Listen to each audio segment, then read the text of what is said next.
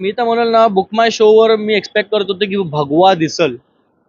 भगवा हा महाराजांचा आवडता फेवरेट कलर आहे. आपण असं म्हणतो की जेव्हा आपला हात पण कापला ना, लालच्या ऐवजी भगवा आला पाहिजे. पण असे काही लोक आहेत की असा काय इतिहास दाखवत आहेत, छेडछाड करून दाखवत आहे sir. Hello one, money music Vijay, welcome to Bollywood प्रेमी दोस्तों। इस हफ्ते की सबसे बड़ी मराठी पिक्चर शिवरायांचा छावा, उसका वीकेंड बॉक्स ऑफिस कलेक्शन आ गया है। मेरे साथ में है हमारा महाराष्ट्राचा फेवरेट मराठी माणूस समृद्ध। स्वागत है टू बॉलीवुड प्रेमी। Thank you sir, thank you. बहुत भरोसा करती है हमारी महाराष्ट्र की जनता हमारे मराठी माणूस के रिव्यू पे। Thank you sir. और इसका रिव्यू आप लोगों ने देखा, बहुत प्यार दिया, उसके लिए सबसे पहले बहुत बहुत शुक्रिया। Thank you sir. और आज का दिन येस. हमारे महाराज का जन्मदिन है, थँक्यू सर. तो सभी को शिव जयंती की बहुत बहुत शुभकामनाएं। एंड इस बॉक्स ऑफिस कलेक्शन पे आज हम बात करेंगे। दिग्पाल लांजेकर, येस. बड़ा नाम है मराठी इंडस्ट्री में, उनकी पिक्चर थी। हाँ जी सर. रिव्यू जो हमारे मराठी मानुस ने किया था उसको पिक्चर बिल्कुल पसंद नहीं आई थी, बिलो एवरेज का वर्डिक्ट आया था। Correct sir. ये जो बॉक्स ऑफिस मैंने देखा है अभी, जो मराठी मानुस ने मेरे को बताया, येस. Very shocking. जानेंगे सबसे पहले फिगर्स कि Yes. कितने आए। Thank you so much sir. एवढा महाराष्ट्राचा तुम्ही एवढं जास्त बोललात माझ्याबद्दल. Thank you so much sir. बघा, आता शिवरायांचा छावा हा जो चित्रपट मी गेल्या काही महिन्यापासून मी ओढवतो की यार ही पिक्चर ब्लॉकबस्टर होणार, सुपर हिट होणार. पण आज असं शब्द असं बोललो नाही पाहिजे महाराजांच्या जयंतीमध्येच की ही पिक्चर डिझास्टर झाली सर. This is the epic fail, Epic fail. Epic disaster by Digpal Lanjekar. मतलब लाईक अनएक्सपेक्टेडली मी तर बोललो फर्स्ट डेचा कलेक्शन मी आता बोलतो सर. माझ्यासाठी तर हे दुर्दैव आहे की 0.6 करोड फर्स्ट डे कलेक्शन. 0.6 मतलब 60 लाख कमाया रहेगा 60 पिक्चर। लाख 60 म्हणजे- lakhs only. Only 60 lakhs and second day आहे 90 लॅक्स. 0.9 करोड. सैटरडे आया, वीकेंड आया, Weekend तो थोड़ा आया। सा ऊपर गया ऊपर गया। कलेक्शन, लेकिन 1 करोड़ इस पिक्चर ने टच नहीं टच किया। नाही किया. उसके बाद संडेला सर 1 करोड टच केला, 1.3 करोड. आणि फोर्थ डे म्हणजे आजचा दिवस अर्ली एस्टिमेटली 0.31 0.31 आजचा तर उलटा चालू आहे. 5 करोडचा कलेक्शन यायला पाहिजे आजच्या दिवशी। सर हवा होता सर. मी एक्सपेक्टेड होतं ही गोष्ट. पण जेव्हा मी आता हे प्रिव्हियस फिल्मचे जरा बोलतो सर, दिग्पाल लांजेकरचे जेवढे पण आता जे त्यांनी अष्टकलान काढलेले आहेत सर, त्यातला पावन किन वन ऑफ द हायेस्ट आहे मी तर बोलेल. 1.50 करोड फर्स्ट डे. वीकेंड मध्ये सर 12 करोड मारले सर, वीकेंड मध्ये 12 करोड. आणि हे पिक्चर अजून 5 करोड नाही गेलं सर. किती मोठं दुर्दैव आहे की जेव्हा तुम्ही एका महान व्यक्तीवर तुम्ही चित्रपट बनवताय. सगळ्यात पहिली गोष्ट सर, तुम्हाला एक प्रश्न विचारतो सर की समजा मी कुठच्या एक गोष्टीचा मला इतिहास कुठचा एक बायोपिक तुम्हाला ऐकवायचं असलं तर तुम्हाला कुठून ऐकायला आवडेल, मधून का स्टार्टिंगच? स्टार्टिंग स्टार्टिंग पासून.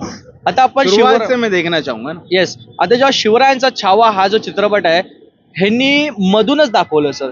त्यांचा आधीचा तो काय जेव्हा महाराजांवरती काय काय गोष्ट घडलेली होती ती त्यांनी स्टार्टिंगला दाखवलीच नाही सर. सर्वात महत्वाची गोष्ट, जेव्हा राज्याभिषेकला जेव्हा महाराज बसतात तेव्हा मागची की कॉन्स्पिरसी काय होती ती तुम्ही दाखवा ना. तेव्हा स्टार्टिंगला जेव्हा बघा सोयराबाई दाखवली ती एकदम क्रोधमध्ये दाखवली होती. ऍटलिस्ट मला वाटलं त्यांच्याबद्दल काहीतरी असेल, पण काहीच नाही. त्याला काकर खानवर त्यांचे युद्ध दाखवले सर.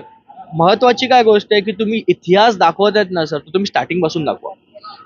दादानी स्टार्टिंग पासूनच चुकीची केलेली आहे की बिकॉज स्टार्टिंगला फर्जंद दाखवलं, नंतर फतेह शिकस्त दाखवलं शाहिस्ता खानावरती, नंतर पावनखिंड दाखवलं बाजी प्रभू देशपांड्यावरती, नंतर मग शेरशिवर दाखवलं अफजल खानाचा वध, आणि नंतर सुभेदार तानाजी मालुसरांच्यावरती, आणि नंतर आज असं दाखवत आहेत की बाबा अरे काय संभाजी महाराजांवरती. तुम्हाला एक गोष्ट सांगू सर, जेव्हा शेर शिवराय रिलीज झाला त्याच्या पोस्ट क्रेडिट मध्ये काय दाखवलं होतं की आग्रा स्वारीची, जेव्हा छत्रपती शिवाजी महाराज आग्र्याला जाऊन फसतात म्हणजे अडकतात आग्र्यामध्ये.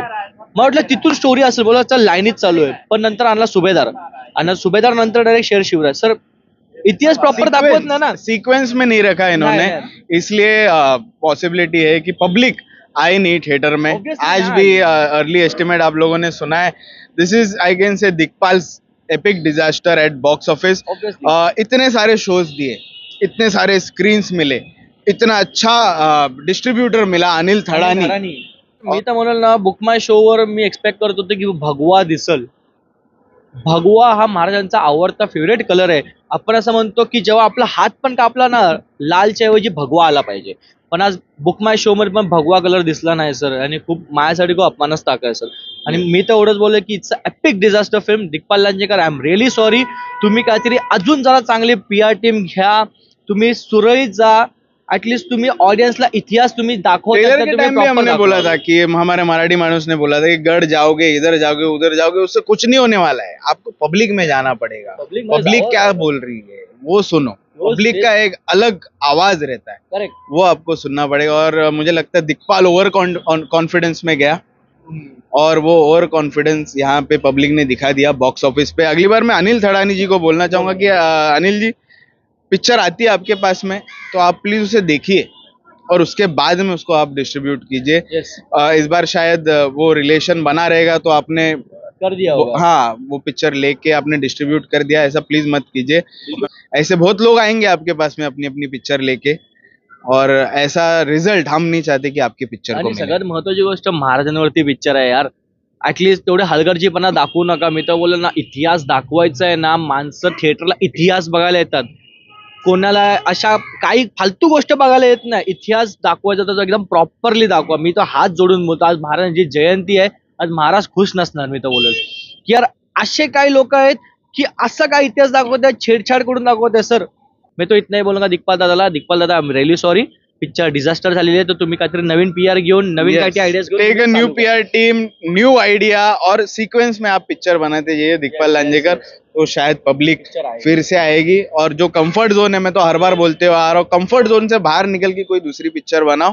देखो, पब्लिक को एक पिक्चर आप दिखाओ हिस्ट्री की एक साल में चलेगा, चलेगा चलेगा. लेकिन आप 10 पिक्चर बनाओगे तो, और आप एक्सपेक्ट करोगे कि पब्लिक आए बॉक्स ऑफिस पे, ऐसा नहीं होता. नहीं एक होता. ही बनाओ, सुपर हिट बनाओ. और मैं तो बोलूंगा मजा आएगा. सर, मैं तो बोलूंगा जब फतेह शिकस्त आई थी उसके 2 साल के बाद पवन खिंडा आई थी सर.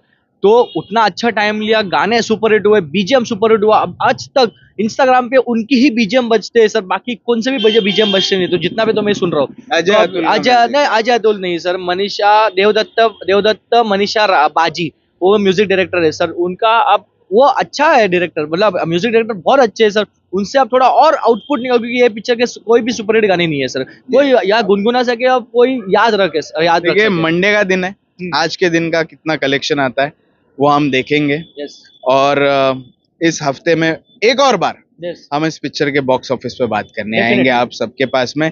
आपको क्या लगता है, अगर आपने ये पिक्चर देखी है, वो हमको जरूर कमेंट्स में लिख के बताना. Definitely. Thank you. Thank you so much. जय शिवराय.